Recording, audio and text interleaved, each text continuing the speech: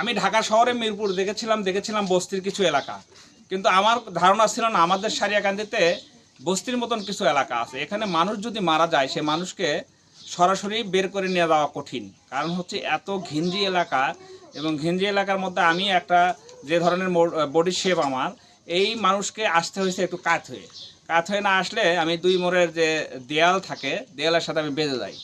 তা এখানে আসার কারণ হচ্ছে আমি এখন বর্তমানে দাঁড়িয়ে আছি শাহপাড়া, উত্তর শাহপাড়ায় আর কি, উত্তর শাহপাড়ায় গোবিন্দ দাদার বাড়িতে।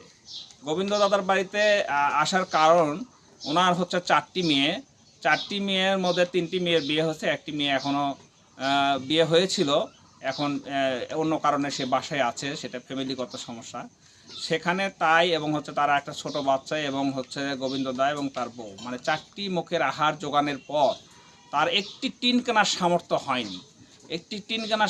হয়নি, তার আমার পিছনে যে ঘরগুলো দেখছেন এই ঘরটি হচ্ছে তার একটি টিন কেনার সামর্থ্য না হওয়ার কারণে চালের উপর দিয়ে সে পলিথিন দিয়েছে, চালের নিচ দিয়ে পলিথিন দিয়ে এই বর্ষা মৌসুমটা সে কোনোভাবে কাটায়। কিন্তু রাতের বেলা যখন বৃষ্টি আসে তাদেরকে আতঙ্কগ্রস্ত হয়ে উঠে বসে থাকতে হয়, গামলা বালতি নিয়ে বিভিন্ন জায়গায় দিতে হয় যাতে ওখানে পানি পড়ে, সেই পানিগুলো এখানে সঞ্চয় করে সকালে ফেলে দেয়, তাদেরকে নির্ঘুম রাত কাটাতে হয়। একজন কর্মজীবী মানুষ যে সারাদিন কর্ম করে আসার পরে রাতে ঘুম পাড়তে না পারলে পরের দিন সে কিন্তু আসলে কাজ করতে পারে না।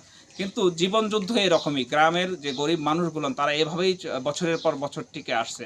এখন গোবিন্দ দাদার বইয়ের এবং হচ্ছে গোবিন্দ দাদার চাওয়া পাওয়া হচ্ছে উপজেলা নির্বাহী অফিসার এবং হচ্ছে আমাদের উপজেলা যারা নেতৃত্বস্থানীয় লোকজন আছে, এমপি সাহেব আলহাজ কাজী রফিকুল ইসলামের দৃষ্টি আকর্ষণ করছেন ওনারা, যে ওনাদেরকে যদি একটু টিন দিয়ে সহযোগিতা করা হোক। ওনারা আর্থিক কোনো সহযোগিতা চাচ্ছেন, ওনারা চাচ্ছে একটু টিন দিয়ে সহযোগিতা করে তাদের ঘরটা যদি ছাওয়াই দেওয়া হয়, তারা অন্তত এই বৃষ্টি বর্ষার দিনে নিশ্চিন্তে ঘুম পাড়তে পারবেন।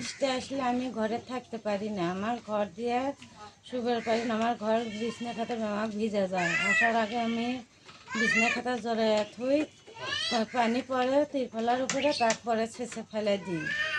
এই অবস্থায় আমি আছি, বহুত দিন হলেই হইতেছে, আজ পরে 7-8 বছর হলে এরকম হয়ে আছি। 3-4টে মেয়ের মধ্যে মনে করেন 3টে মেয়ের বিয়ে দিয়ে দিছি, আর একটা আমার মাথার উপরে আছে। আমি একটু চাই, আমার একটু টিনের অবস্থা, আমার ঘরের অবস্থা খারাপ, আমার দেওয়া লাগবে।